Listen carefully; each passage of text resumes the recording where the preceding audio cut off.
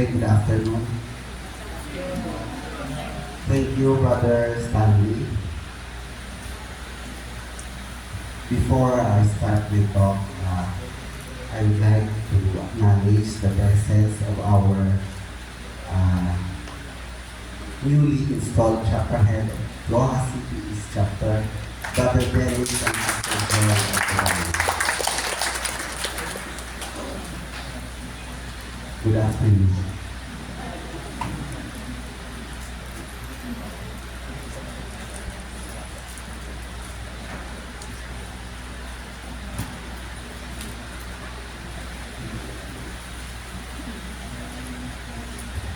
So, CLP 23, where are you now? I-encourage ko man mo magpamatik kayo wala ko sa inyo ka-talk during yung CLP about Christian in the marketplace. So, encourage sa CLP 23 to attend my talk about Christian in the marketplace. Once again, good afternoon, brothers and sisters. Today, I am tasked to talk about the Christian in the marketplace. It's a reality in life that many show sincere love and dedication to God during Sunday Mass. However, our faith should extend beyond the church wall. As ambassadors of God, followers of Christ, are called to spread His love in their everyday lives. Christians must recognize their mission in communicating God's love to those they encounter daily. So many brothers and sisters, kita ang ambassador and messengers of Jesus outside the church. So subungan at rin pamangkot ako sa inyo. What does a marketplace mean? In the Webster Dictionary, it means the world of trade or economic activity, the everyday world. So, based sa aton na Webster Dictionary, ang marketplace, ang mga palengke o tindahan na kung diin kita nag-trading ang katabo. Ang bawa sa lipunan, kung aga, kaya ako na presto sa manutan na pre-advertisement.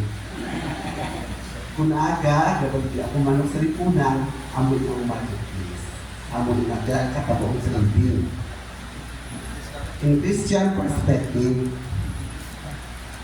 marketplace is a place outside the four walls of the church, a place to worship and witness Jesus Christ beyond the church community.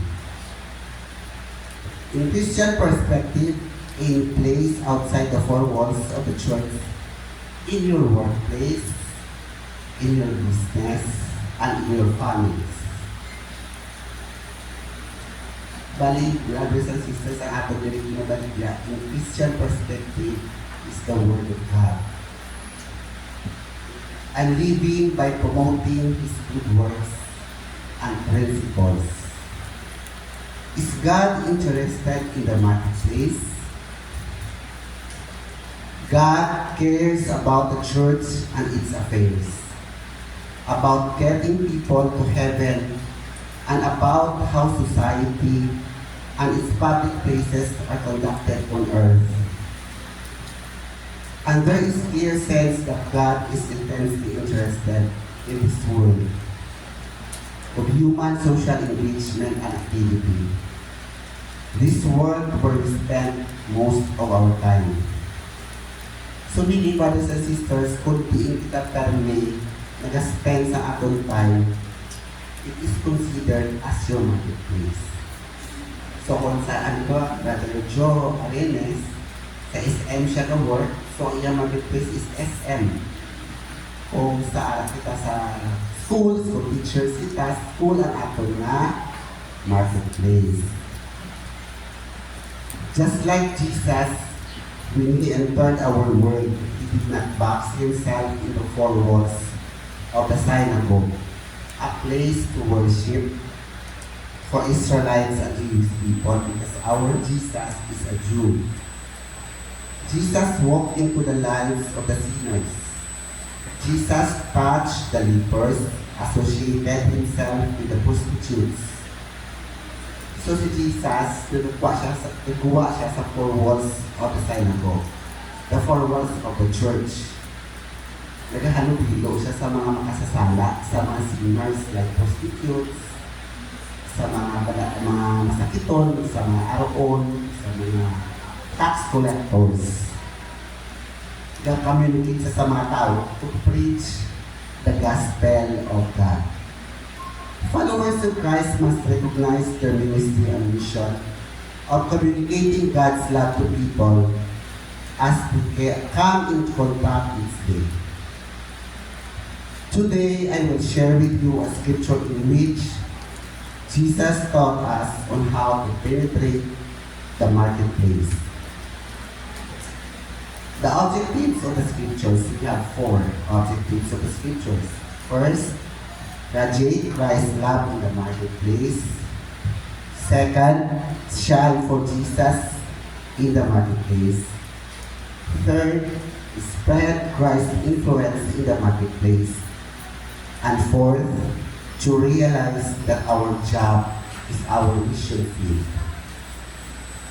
In Matthew chapter 5, verse 13 to 16, and I quote, "Salt and light. You are the salt of the earth.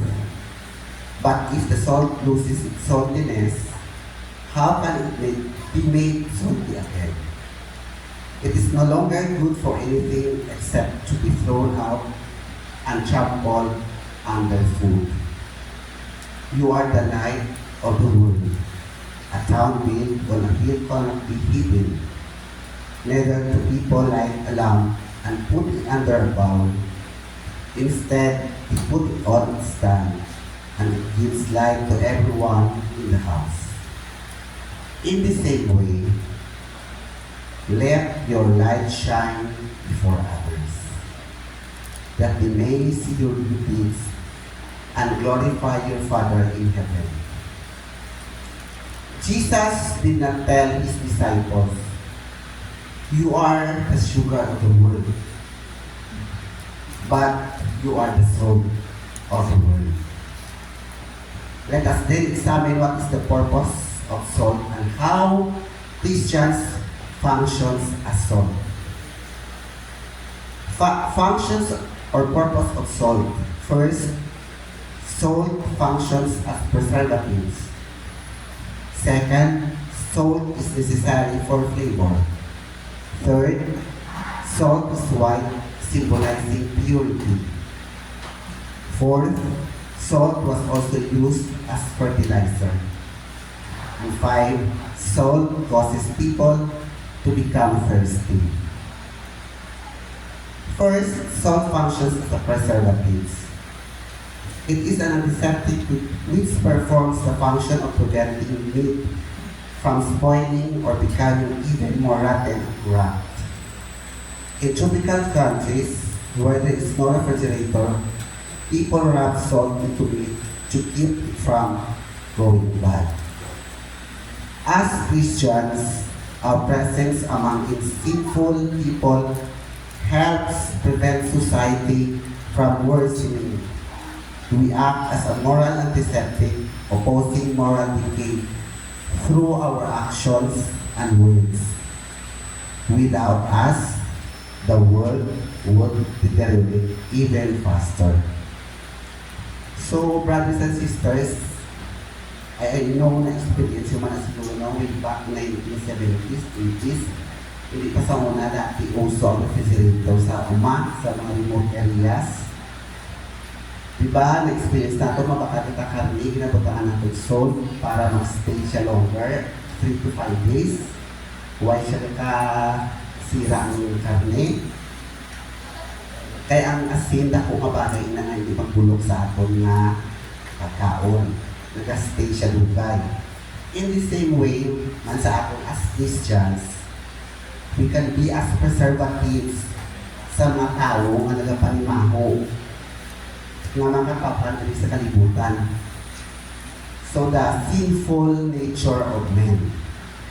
This statement by our Lord, you, you are the salt of the earth, not only describes what believers are to become, but it also reminds us what the world is in its basic nature and condition, and what will happen when it exists without salt.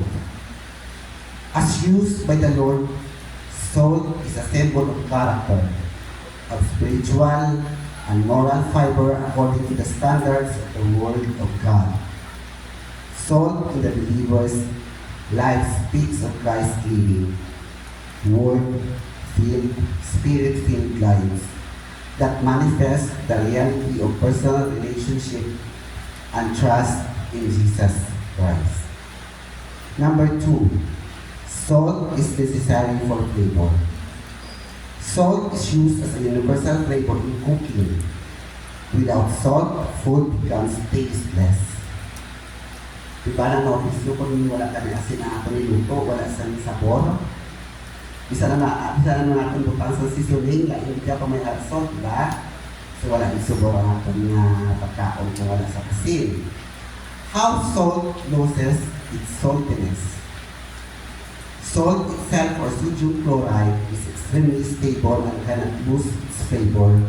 Of the substance in this mix, the sodium chloride was the most soluble in water, and if exposed to moisture, the sodium chloride would disappear, leaving a white powder looking just like salt, but not having its flavor or its preservative abilities.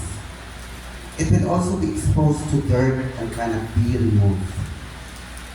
Ang asin galing kung gina-expose sa air, nakatula ang alat, na-notice yung mga, at kung magtapik sa gapon, wala ang budlay na kakasun, o budlay siya makakakas kung nakatapik sa gapon ang salt.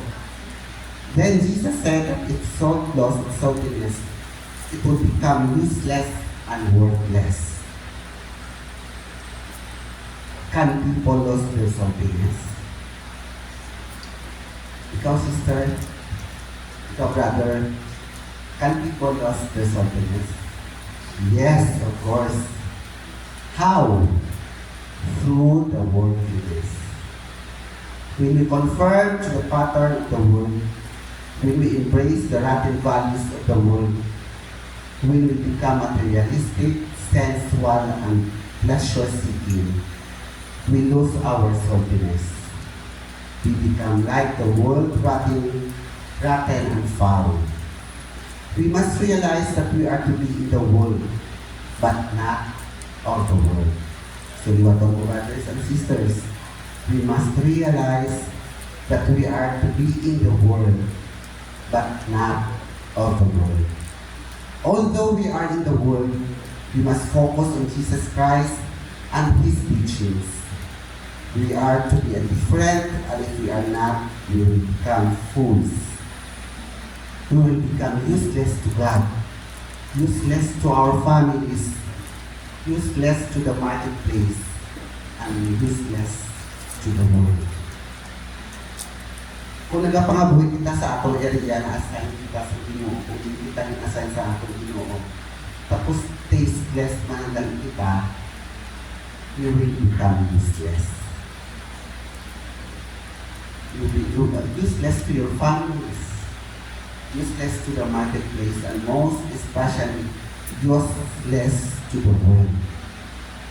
Without Christians and the gospel to proclaim and practice, this world and the marketplace would be more tasteless.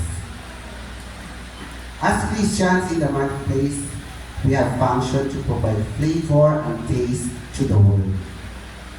Soul, or the character of saltiness, is produced or maintained through fellowship with Christ, through word-filled, spirit-filled life, by fellowship with the Savior, by learning to live by faith, by making fellowship with God our goal, rather than self, we can make our lives salty again. Number 3, salt is white, symbolizing purity. Christians are to be in the world and yet live pure and live pure. Different lives with Christians in the marketplace should glory in our difference. We are citizens of heaven who are living in this rotten world for its benefits. As such, we must constantly resist the temptation of being like the world and must be like the Lord Jesus Christ. We must oppose the wrapping and foul values of the world and proclaim and practice biblical lifestyles, especially in the marketplace. We, Christians, should preserve purity. As we read in James chapter 4, verse 4, and I quote, friendship with the world is hatred toward God. As of the earth, we must be holy, pure and different from the world. Holy means living by the principles of God. In 1 Peter chapter 4, verse 2, from now on, then you must live the rest of your earthly lives controlled by God's will and not by human desires. Number 4, salt was also used as fertilizer. Christians must function in the marketplace in a way that promotes the growth which is good to the world. Christians must oppose evil and promote goodness. In God's common grace, there is much good in this world, and Christians must support and promote that which is useful to mankind. We should be a fertilizer of the world. Sa una, naka-experience ako, brothers and sisters, i-share ko lang sa inyo. Ang natulungan ko sa bata ko, no? Ang sabi bala, putaan natin isang asin ng office yun, at after 3 days to 5 days, nagatubo ang tawag sa amin sa ilong, amamakol, or mushroom, o mushroom, no? Nagatubo siya after 3 to 5 days. So, dito ko na-realize, brothers and sisters, sa nag-obra ako sin ako nito, na ang ano gali, ang swab sa fertilizer siya. So, brothers and sisters, we must function in the marketplace, most especially in our businesses, to promote the growth or i-promote natin ang Ginoo para magdamo kita. So, example, dapat alam si Sister Lucille, dito nasa. Sister Lucille, where are you? Si Sister Lucille, ako sinasiya ng invite. So, as of now, siguro, ang mga na-invite ko sa PCBT, mga 18 to 20 members na. So, medyo, ina sila tanan, mga 18 to 20, very active. 10 of them are my ihado at ihada sa kasal. Kaya kondisyon ko sa una sa ila, maniway ko sa inyo kasi sunod mo sa BCBT. Oo, tatlo ka pag ang akod na ihado kang ihada ara sa kay Brother Davis sa Rawasi Peace Chapter. They are very active.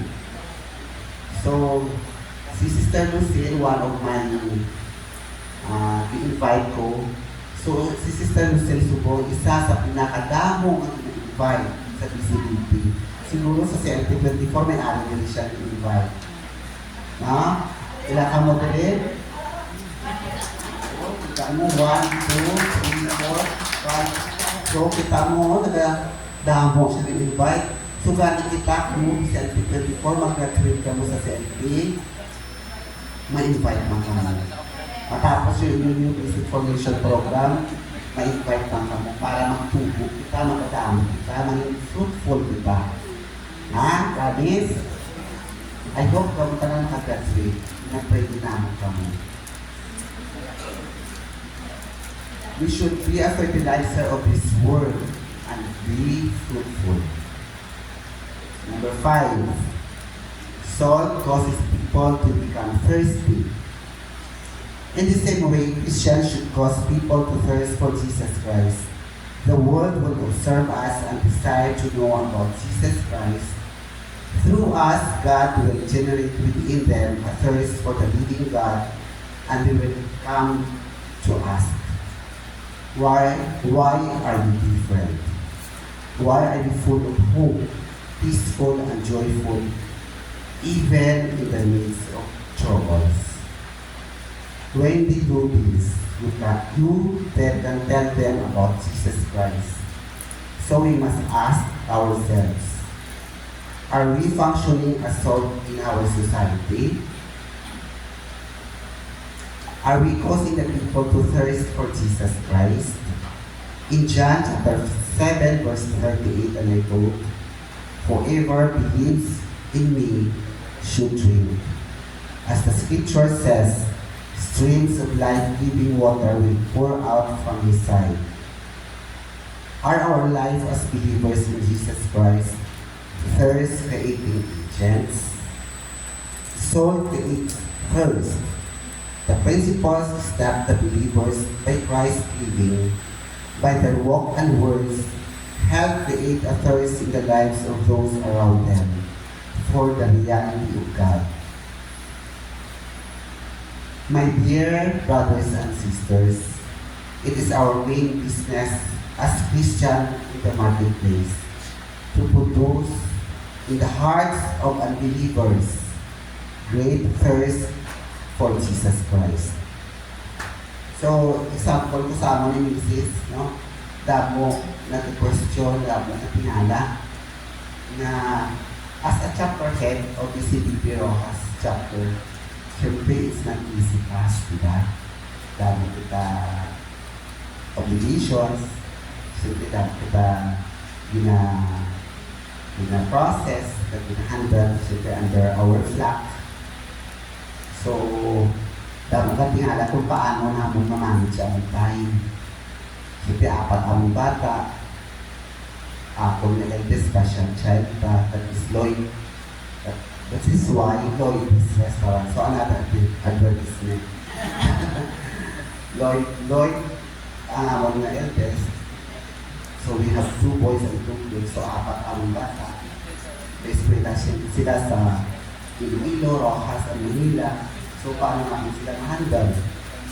Paano namin sila ma-manage? Plus, our obligation in the community as chapter head of the CBP Rojas.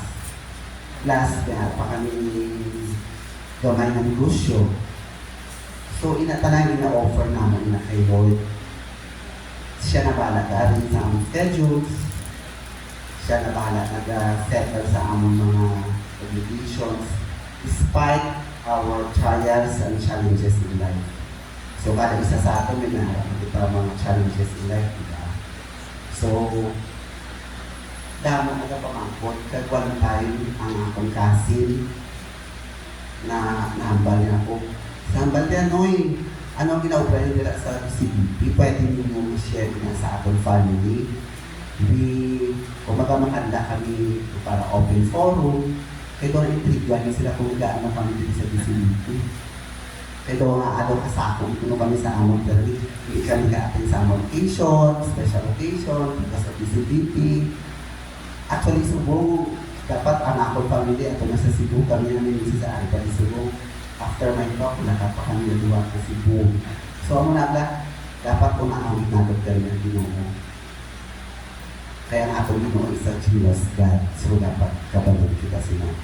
So, gani, ang iba na katingala, gani, hindi ka mo mag-worry na masako ako, hindi ko patin sa selfie, masako ako. I-lift up na kay Lord, siya na bahala mag-alay sa ating schedule. Light. May salt, tapos nakita sa salt, light naman kita. Light, what is light? Light is a form of energy that makes it possible to see things. The brightness produced by the sun, by fire, by lamp. We have the purpose of light. We have 3 purposes of light. First, light dispels darkness and makes things visible. Light enlightens, and light shows the way out. First, light dispels darkness and makes things visible. The very nature of light is to shatter darkness around it. We cannot turn the light on and tell it not to dispel darkness. In the same way, true Christians should, by their very nature, ratchet something of the good work of God in their lives to the people around them. So, brothers and sisters, kung maayo imo ginahimo, gina-glorify mo ang Ginoo, bilang light, ikaw ang mag-dispel sa darkness. For example, na nag-aobra kita sa kaayuhan, masanagan ang kalainan. So, hindi natin ma-identify ang kaayuhan kung wala kita kabalusong konsepto sa kalainan. Hindi natin may baluan kung nakampo, kung wala si maniwang. Hindi natin may baluan ang malaway kung wala sa gwapa. Diba? Compare ka mo, diba? So, bilang light, ikaw ang ma-dispel sa darkness sa inisip na tao. How do we function as light? We Christians in the marketplace should expose the reality of evil. Through us, evils can be seen because they can see goodness in us. In Ephesians chapter 5, verse 13 to 14, everything exposed by the light becomes visible, for it is light that makes everything visible. Jesus, as the light of the world, exposed the rottenness of the world. The Bible, as the Word of God, exposes the sinfulness of the world. The Bible says in Psalm chapter 119, verse 105, your word is a lamp to my feet and a light to my path. Second, light enlightens. We use enlighten as a verb meaning to clear up, to remove confusion. The light does not only expose the reality of evil, but it also enlightens us to God.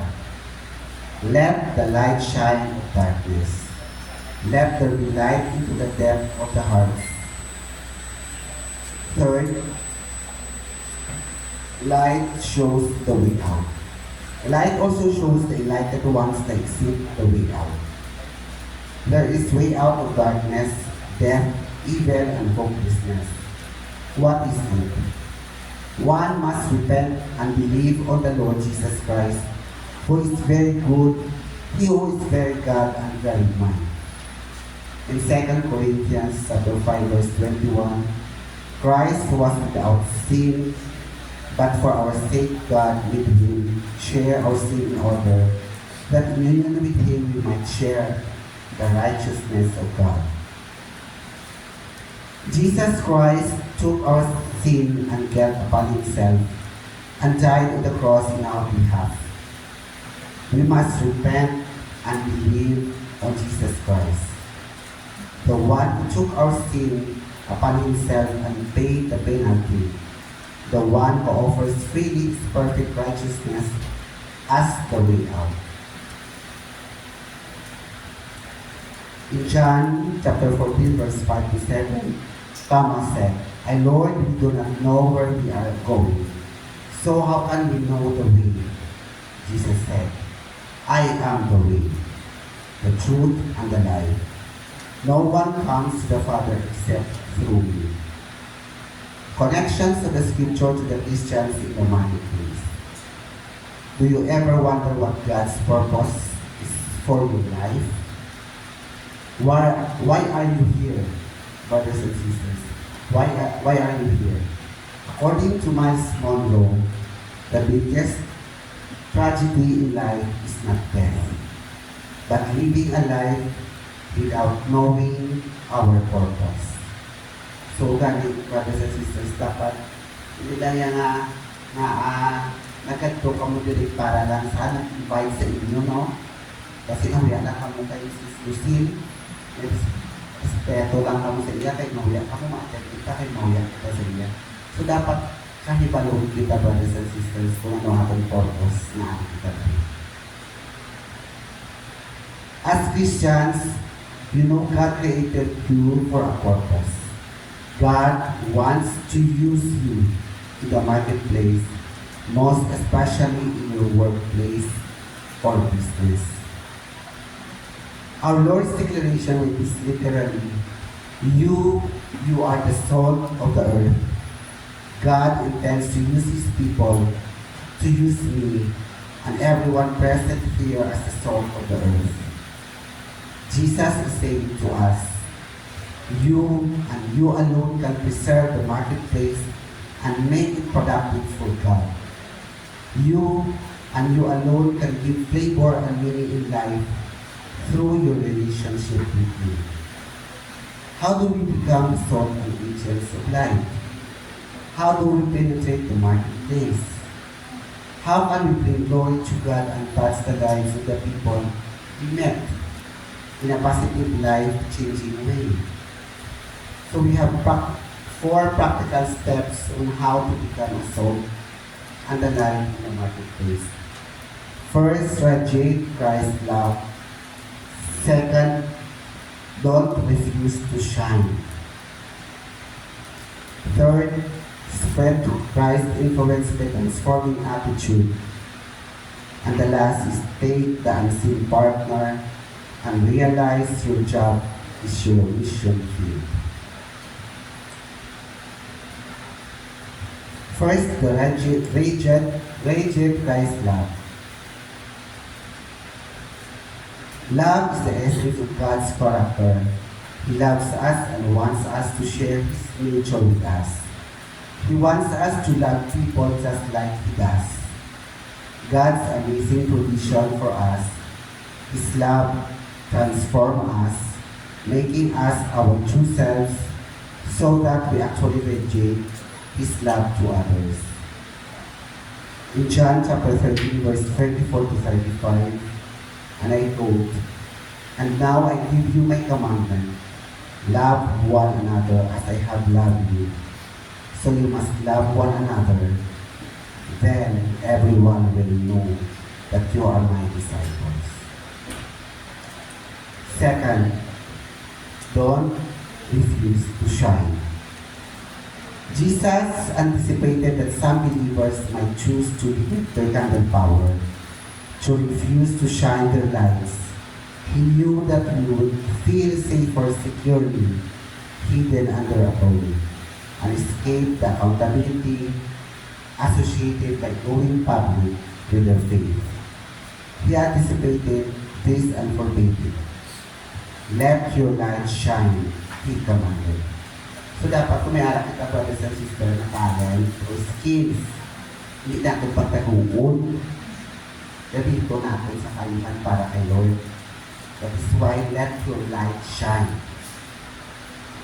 Let us be grateful for God's blessing and use our giftedness to spread His love, inspiring others to follow. In Exodus 4, chapter 12, verse 12, "Now therefore, go and I will be with your mouth and each what you shall speak." So in Exodus chapter 4, verse 12, kung nakabasa ka mo Bible, si Moses, di ba si Moses bigla daw kalutan ng hambang. Pero ang inusang ni God to preach His word is his brother Aaron.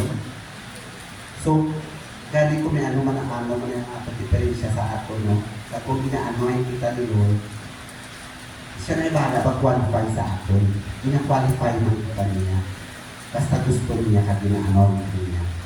What does to shine mean? We live in a dark world full of lies, hate, and confusion. But God's word tells us to Romans chapter 13, verse 12. Cast off the works of darkness and put on the armor of light. Jesus said in Matthew chapter 5, verse 16b, "So that you will see the good things you do and praise your Father in heaven." Brothers and sisters, our goal should never be to bring recognition to ourselves, but to bring all the glory to God. There is a fine line between being alive and putting on a show to get attention. Only God knows what is in our heart, our intention, and our purpose. So it's very clear, brothers and sisters, kung anong ara sa aton, hindi na aton. So, dapat di kita maging proud. Hindi kita maging bilib sa atong sarili. Kaya inatangan ipagian ng Lord, siya na yung aton pwede i-glorify. So, dapat maging humble kita. Makita sa ating humility. Third, spread Christ's influence by transforming our attitude. At your work or business, whatever it may be, have an attitude that reflects the positive nature of God's grace in your life. In Colossians chapter 3, verse 17, whatever you do in word or in deed, do everything in the name of the Lord Jesus, giving thanks to God the Father through Him. Be careful what you say. In James chapter 3, verse 8, but no one has ever tamed the tongue. It is evil and uncontrollable, full of deadly poison. So, what's ito sa ato ilahiban? Ano ba no? It is evil and uncontrollable, full of deadly poison. Consider your entertainment. Where do you go for fun? What shows or movies do you watch? If Jesus is sitting next to you, would you be embarrassed? So, manipiliin natin kung kaisa ako ng mga movies, ako ng mga Netflix, make sure na inatanan hindi at a-align sa isang ginawa. Use media wisely. People are watching your post, whether they interact with your post or not.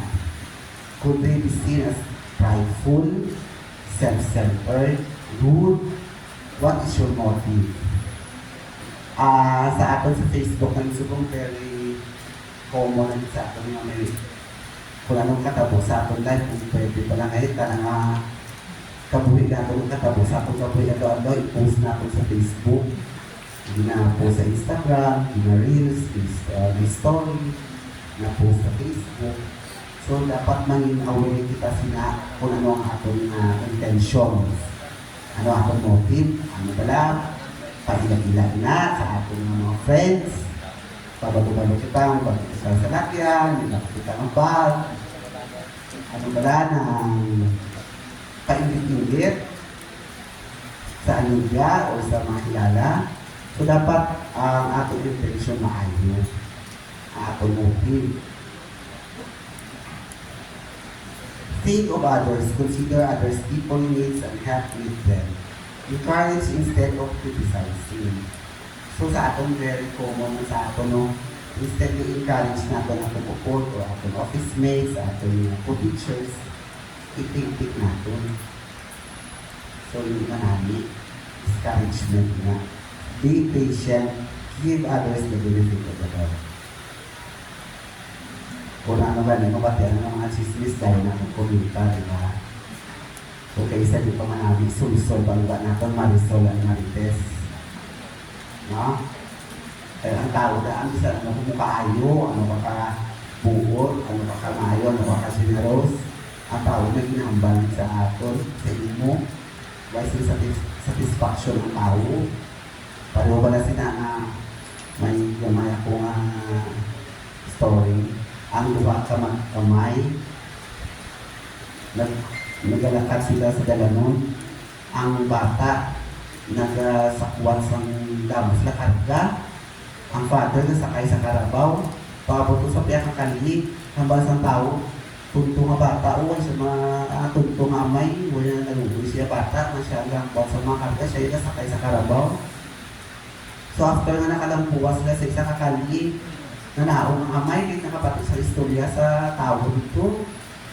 Ang bata naman dito sa kanya sa karabaw, siya naman nagpipit sa mga dala. Paabot sa piyang kakali, nangamba naman ng tao, tunto nga bata. Ang amay niya napakarga, siya nasapat, gawa tunto sa karabaw. So gani, why just in satisfaction ng tao. Isa ano ang imo pinaopera, ano maayo, may arapyapo ng tao. Komenta. So, dahil pagkupo na ako nga brothers and sisters, ha? Ang positive lang kita permit. In Luke chapter 6, verse 31, treat others the same way you want them to treat you. Number 4, take the unseen partner and realize your job is your mission field. Before you go to work, take time to pray about your job or your business. So, natutulog ini sa atin sa disability na ma-take time kita na increase kita sa atong prayer time. Tanan ato ang ginaubra, tanan before kita maglakat, before kita mag-start sa atong trabaho. Ma-pray kita. We lift up to Him our concerns and our intentions. Pray for the people you will be working with and those who you will be serving. Remember, God is the unseen partner in all of life. He is with us wherever we are. We need God's presence, especially in the marketplace.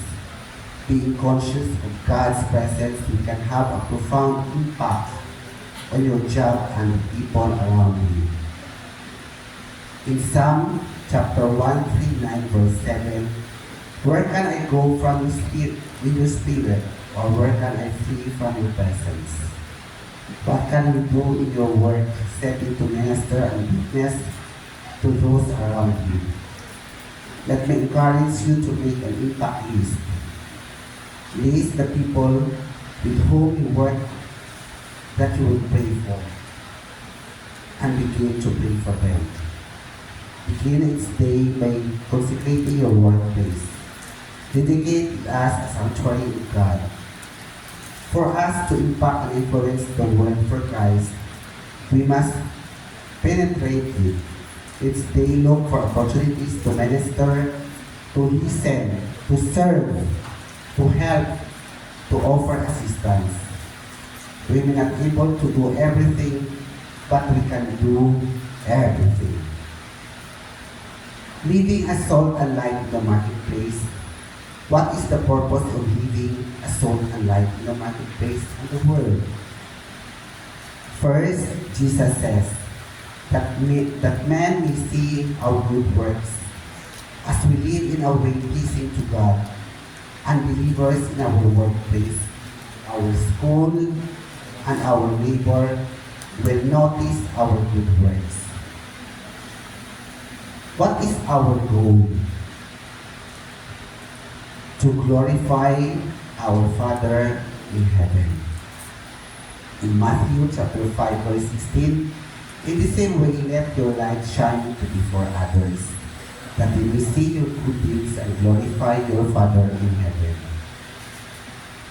When we live for the glory of God, we will always be passionate to seek God alone, receive the glory. When people compliment us, may we say, no, to God be the glory.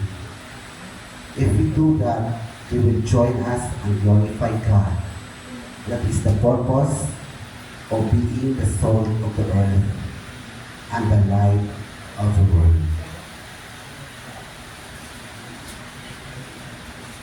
So, may mapakita ko sa inyo short video presentation about the salt and light.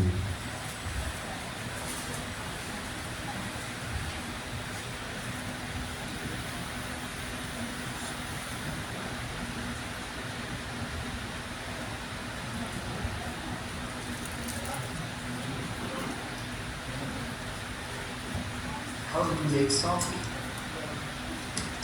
How to be the salt and light of the world.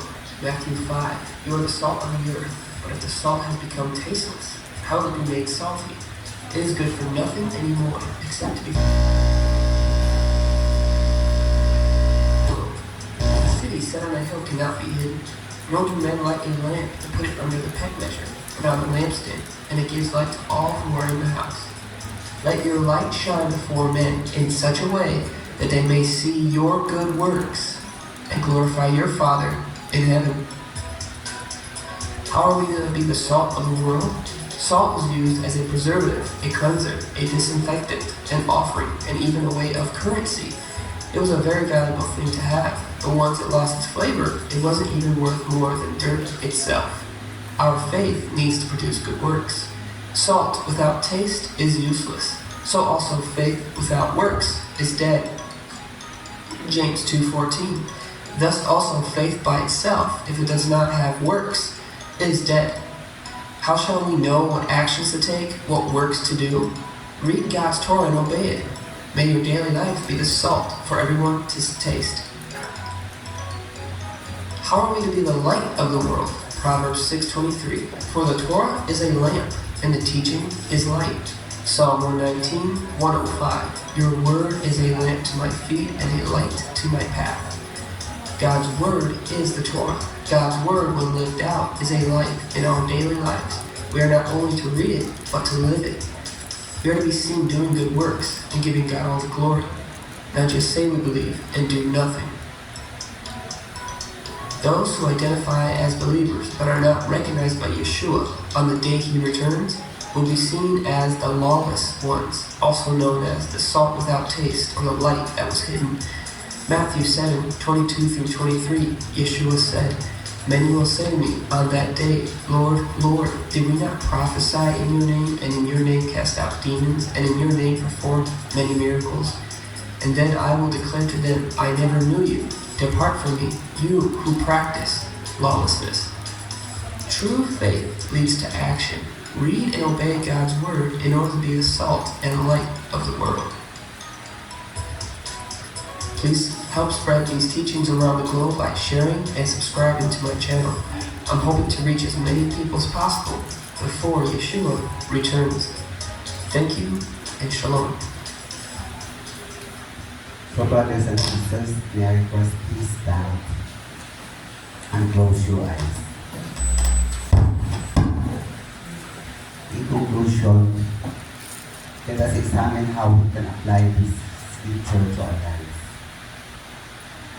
You must ask yourself, are you salt and light, or are you living in darkness? These are serious questions.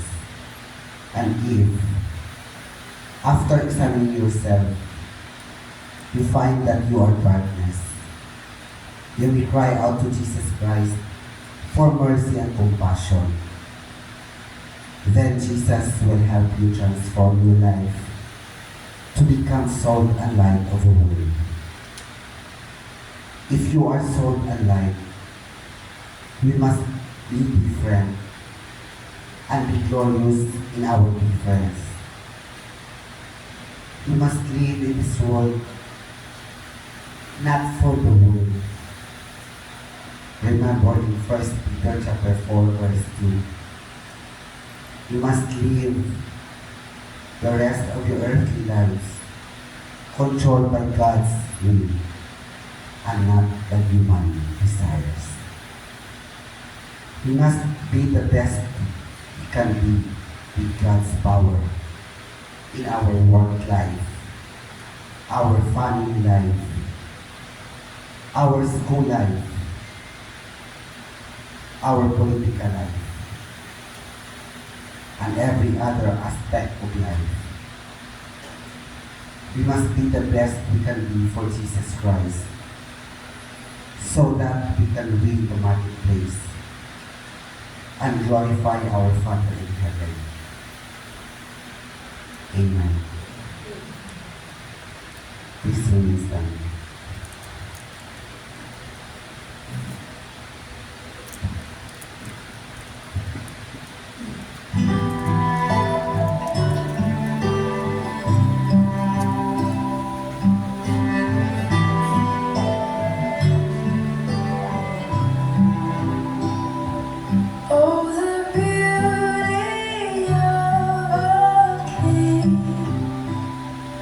You make righteous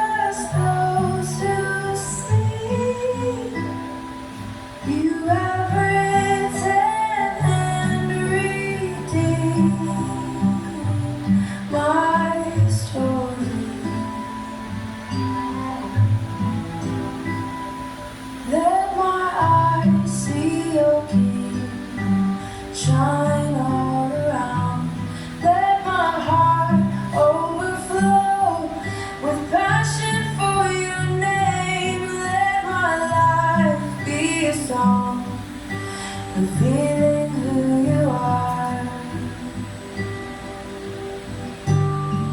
You are salt and light.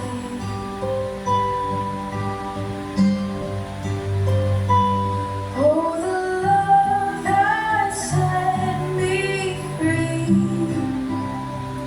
You bring hope to those in need. You have written and redeemed my story. Let my eyes see your kingdom shine all around. Let my heart overflow with passion for your name. Let my life be a song, revealing who you are. You are salt and light. You are love's great height. You are deep and wide, a consuming fire. You are salt and light. You are love's great height. You are deep and wide, a consuming fire. Let my eyes see your King shine all around. Let my heart overflow with passion for your name. Let my life be a song, revealing who you are. For you are salt and light. You are salt and light. You are salt and light. You are salt and light.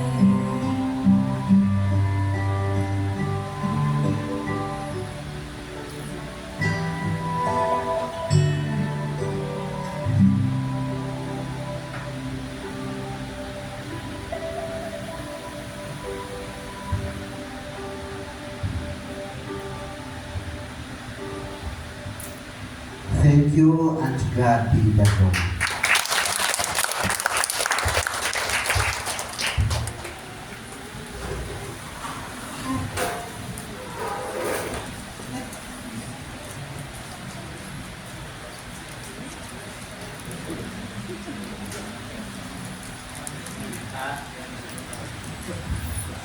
Thank you for that.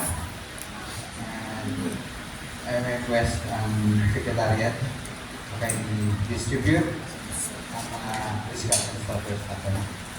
And EGFs, you have 20 minutes.